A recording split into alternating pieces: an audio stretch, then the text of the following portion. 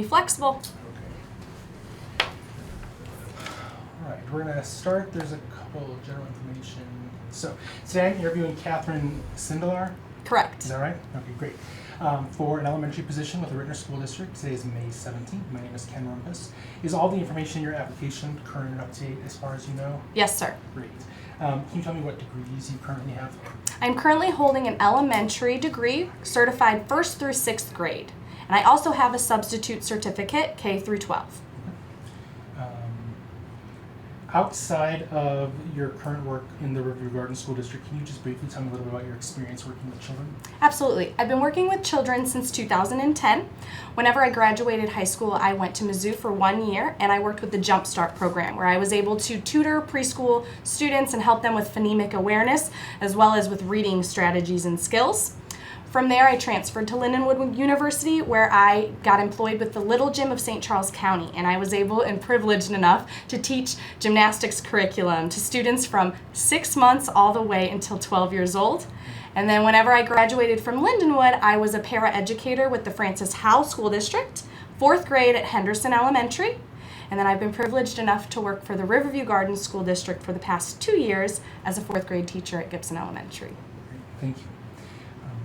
Okay, so if you are ready, then we'll begin with the formal questions. Yes, sir. Okay. And I should have said too, if at any point I'm happy to repeat a question, or if you want to pass on a question and come back to it later, absolutely we can do that. Okay, thank you. So you are meeting with a new student. What would be your most important priority? Whenever I meet with my new students, usually if it's on Meet the Teacher Night or if it's the first day of school, I want to get to know that student as an individual first. I want to see what they are interested in so that I can incorporate it into my lessons in the future. I also want to start seeing what they already know curriculum-wise, seeing what they know in reading, what they know in math, what different skills they can bring to the table, and what I will need to help them strengthen on. Why would you say those are your most important priorities? In the classroom, developing a relationship with a student is the utmost importance to me. That can help you develop a bond, and it can also help with your classroom management skills when you have developed relationships. So I feel when you know what students are interested in, it can really get them actively engaged in the lessons and involved in the lessons you're teaching. Okay. You overhear 2 students talking about being treated unfairly by you. What would be your first thought? My first thought would be I would want to sit down with the students and discuss with them their feelings of me as their teacher so that I can kind of delve into that a little more and see what exactly why they're having negative thoughts towards me. How would you or how do you ensure that you are treating all students fairly? I ensure that I'm treating all students fairly by giving every student the chance to learn. I make sure that the objectives are posted daily so students know what is expected of them. I also make sure that I'm always giving students a chance to contribute to the lessons, to add to the lessons and tell me what they know, as well as letting students know that they are a part of the classroom just as much as me, and we are all in it together to learn and to achieve all of the goals we can achieve. Is it likely that a parent might accuse you of not understanding his or her point of view regarding their child? Parents are very, very important in educating children. Who knows their child better than a parent? So whenever parents, can you repeat the question? Sure. Is it likely a parent might accuse you of not understanding his or her point of view regarding his or her child? I believe that parents and I have a good relationship, and I have also been complimented by my colleagues and supervisors of my rapport with my parents as well as my students. I think that if a parent did have a concern that I wasn't believing their point of view or understanding their point of view, I would want to sit and have a conference with them so that I can better understand their point of view, because their opinion matters to me. One of your colleagues tells you to always validate the feelings of a student. Is that a good idea? I don't believe it's a good idea to always validate all of the feelings of a student. It could be a good idea sometimes to pull students privately. I feel that students don't always want their peers to know what they're feeling and what their feelings are exactly. I think being able to sit down with students and have conferences with students is probably the best choice. Okay. How do you, or how would you just touched on this, but how would you validate the feelings of a student? I would sit down with the student and conference with them, and we would come up with goals together on how we can better achieve our goals and meet standards in the classroom.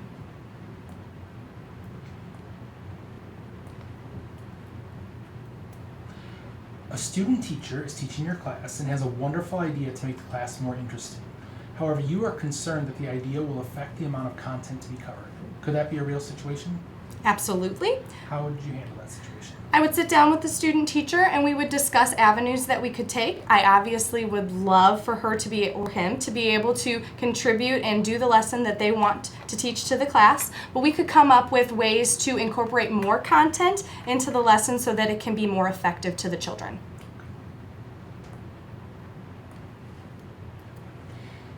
Do you design and write out a lesson plan in detail for an activity or a unit? Absolutely. Can you tell me what is the essential component that you must include in your lesson plan to make sure students are learning? First, you would need to look at the standards, and then you would need to have an objective as well as differentiation so that all students are learning and actively engaged in your classroom. As a teacher, how important is your classroom learning environment? Very important. It helps with classroom management.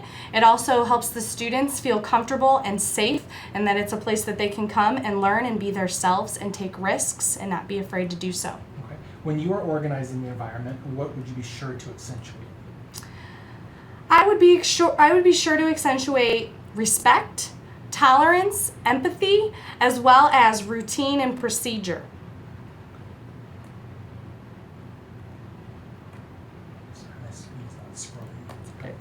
Okay.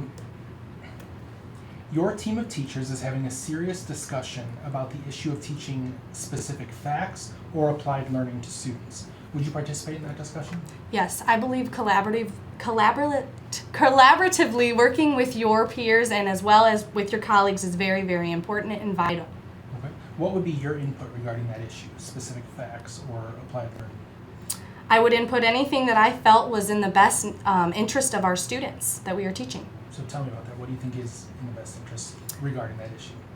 Well, for example, we're working on, in math right now, we're working on lines and angles. So if we were sitting down talking about different facts we want the students to learn, I would probably contribute all of the enrichment that I want to include, as well as just for students that are learning it at the right pace, I would want to incorporate lessons that would benefit them, and then I would also want some lessons that can help students that are maybe challenged or not learning the material as quickly as you would want them to. And I would make sure to have small groups as well as manipulatives for the students to use. A colleague of yours is really motivated when he works with students. What effect would that have on student learning?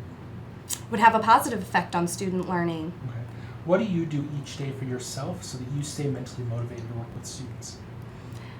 In the morning, I'm always making sure that I'm absolutely prepared, that I have everything that I need, supplies-wise, as well as lesson plans to make sure that the lessons are running smoothly.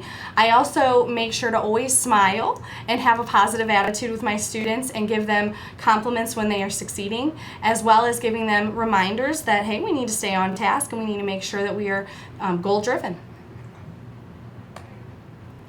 Your principal asks you to partner with a parent of a student in your classroom. How would you respond? I would be on board with that. Partnering with parents is very important. Partnering with parents is probably something that would improve the classroom management and the classroom environment, because parents and teachers, when they work together, usually the student succeeds and does very well in the classroom. Okay. So how do you or how would you build partnerships with parents to enhance student learning? Currently, right now, I use the system Class Dojo, and on that system, we're able to message each other whenever we need to because it's an app on our phones. So I've developed a lot of relationships with parents that way. Parents are also, they know that they can call me at any time, they can email me, and I also send home a daily behavior log where we can write notes to each other and they see what their students learned that day as well as how their behavior was that day.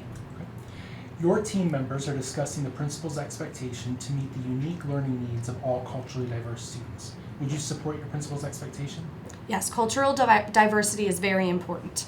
How do you or how would you meet the unique needs of all of your culturally diverse students? I would vary my teaching strategies. Possibly if it's a new concept, I would let the students work cooperatively together. I would also let students maybe role play different scenarios.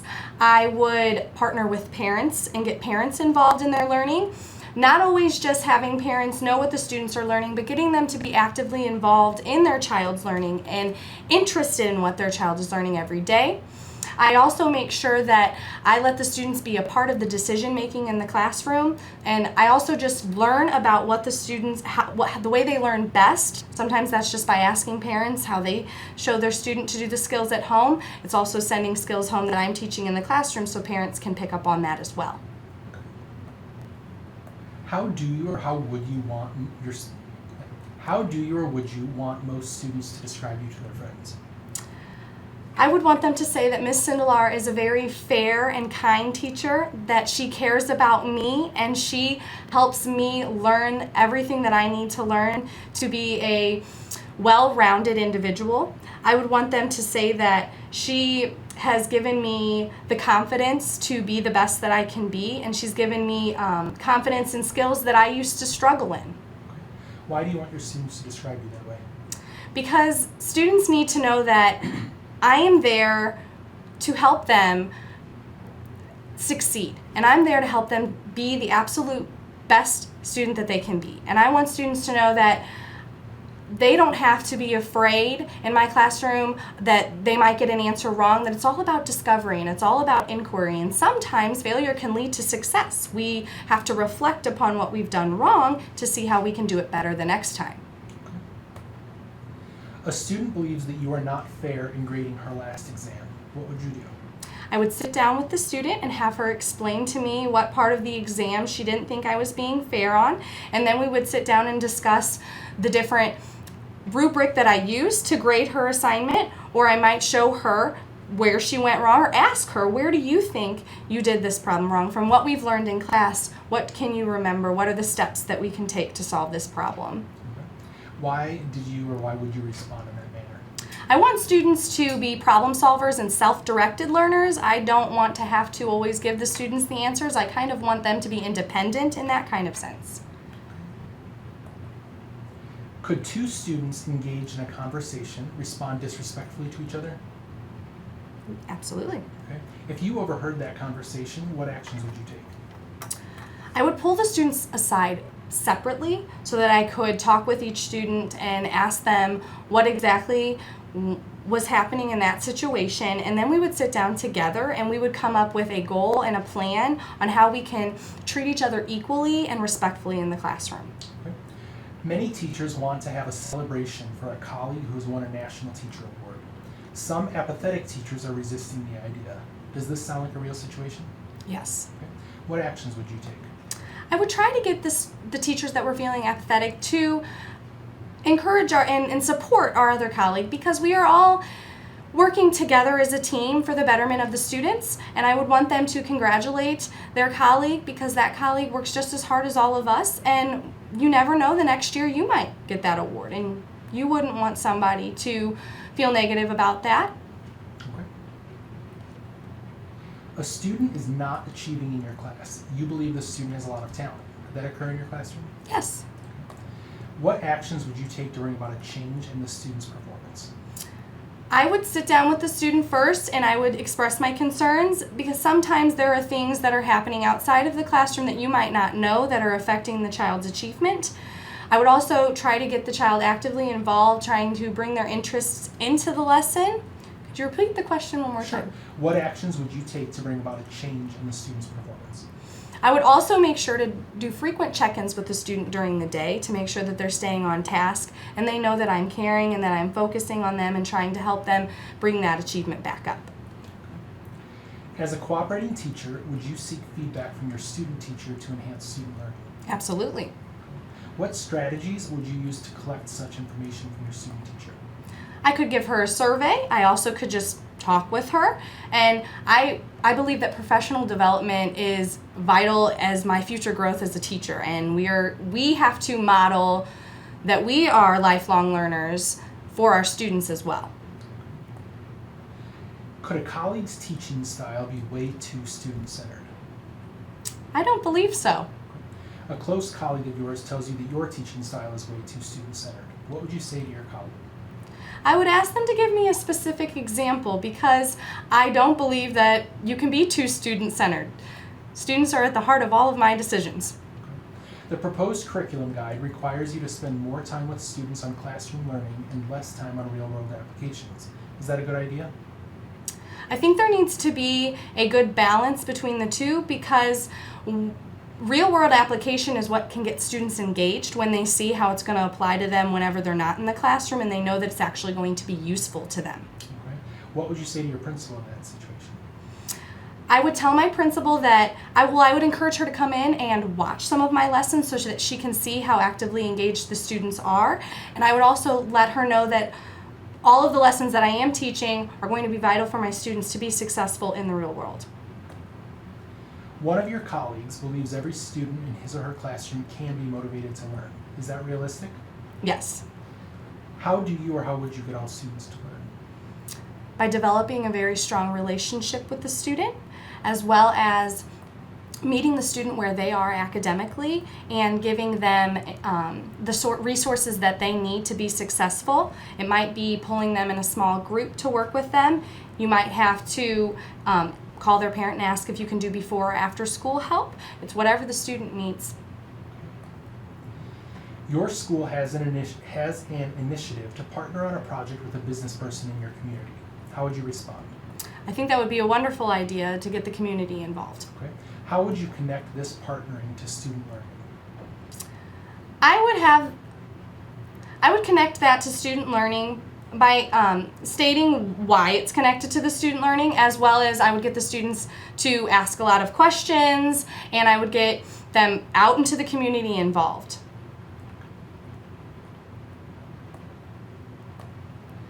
Your students are not understanding the worth and dignity of classmates who are different. Is that possible? Yes. What would you do to bring about a change? I incorporate a lot of PBIS in my classroom, and we sit down and we have class community circles where we talk about our lives and what's going on, so then students do start to feel empathy for each other and they start to understand that, hey, you know, even though this student isn't exactly like me, they have some of the same experiences as me. I also am the role model myself, and I show students that, you know, I might be different, but we're all here to learn the same things and we're all here to be successful. So Catherine, that was my last question for you. Okay. Do you have any questions for me right now? I don't have many questions. I just wanted to know what the time frame was on when I would hear the news if I was privileged to come.